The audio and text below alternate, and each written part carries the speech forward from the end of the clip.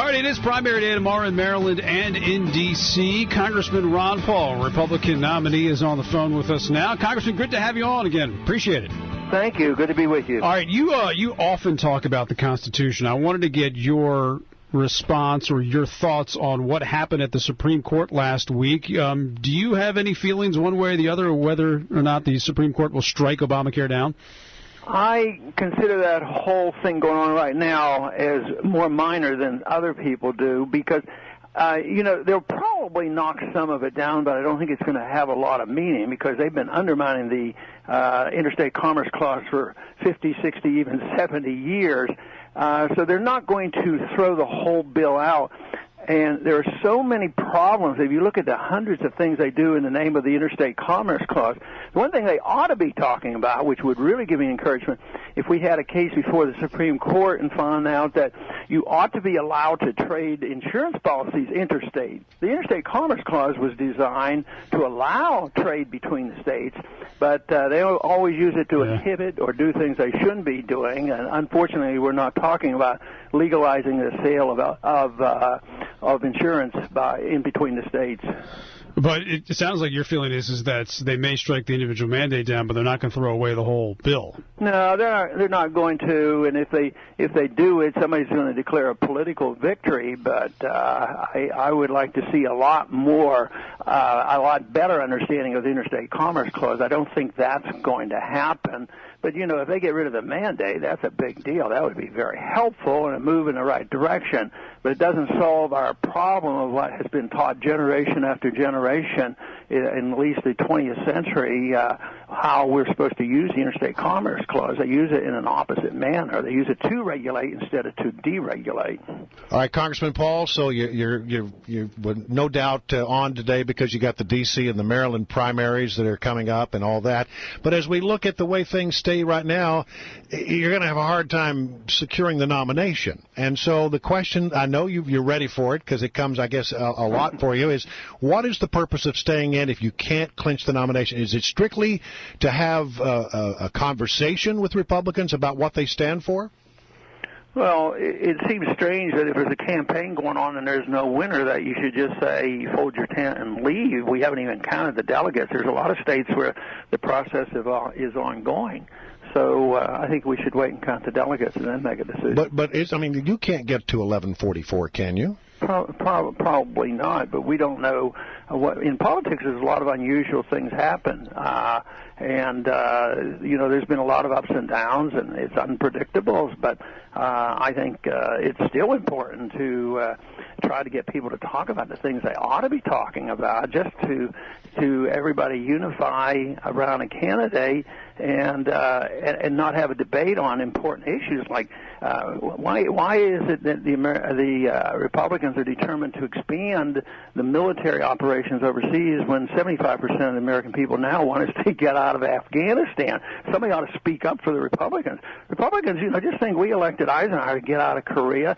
Nixon was essentially elected to try to end that Vietnam War, and here we're trying to boost up the war, and the American people are sick and tired of it, and we're broke, and we can't even afford it, and we're supposed to be the conservatives. Well, as you look I think that deserves a discussion, and that's what I'm going to continue to do. So as you look at the front runner, Mitt Romney, what's the biggest bone that you have to pick with Mitt Romney? Well, that he and I probably don't see eye to eye on foreign policy, monetary policy, or the budget. All right, and so you think it's worth staying in to sort of make those arguments? Yeah, and have a role. I mean, and get delegates and participate in the race, certainly. Paul Ryan put out a budget the other day, and it supposedly could possibly balance the budget in 10 years. Is that something you could get behind, or does it not go far enough for you?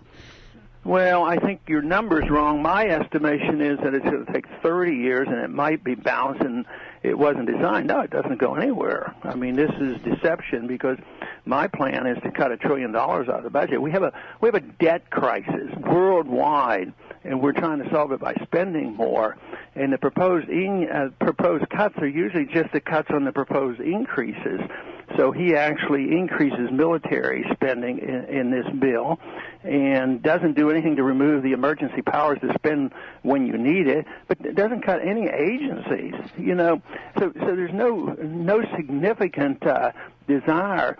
Conservatives just think of what Cheney said. Ronald Reagan taught us that deficits don't matter, and that's a supply side attitude. Deficits do matter. That's why the world's in a crisis, and that's why there's so much fighting and bickering going on in Washington, and nobody can come together because all we have is debt. And any time you spend money, you have to borrow the money.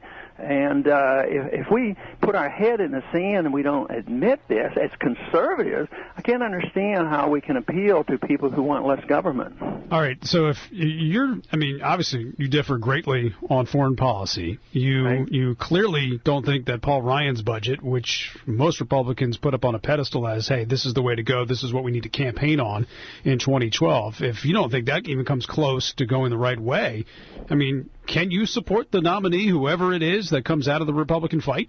No, I haven't decided. That's a pretty key question. So you're staying in because you want to have the discussion. Well, we have to stand. I want us to stand for something. For 50, 60 years, we changed parties, but we never changed policy. The foreign policy, Obama, was supposed to change policy when Bush ran. He ran against nation building and being the policeman of the world. And yet he went and did it more than anybody else, and exploded the deficit, expanded the Department of Education, expanded Medicare, with prescription drug programs. The people I talk to, and I do talk to a few, if you come to our campuses, you'll find out that there are thousands, if not millions of people who don't believe in this. So if you think there's going to be a change without a change in policy, and the policies are so similar, which Republican other than myself would really look into the Federal Reserve bailing out big business and banks and foreign banks to the tune of $15 trillion? They create the money. This is a big issue. But you have so many followers, and they're willing to go with you if you decided to run on your own or if you decided to back somebody else. Look, it's probably going to be Mitt Romney. If it's not Mitt Romney, it's probably going to be Rick Santorum. So we have a pretty good idea who the nominee will be. When would you make the decision? What information do you need more of in order to decide on who you would support, or if you would perhaps get in as a third party candidate? Well, after the votes are counted. Okay, so once it's all said and done, then you'll sit back and make the decision. Yeah, sure. Why